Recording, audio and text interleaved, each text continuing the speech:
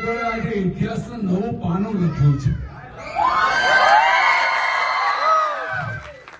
જે આજ સુધી ક્યારે હિન્દુસ્તાનની ફિલ્મોમાં થયું નથી એ કામ આજે તમે લોકો કરીને બતાવ્યું છે.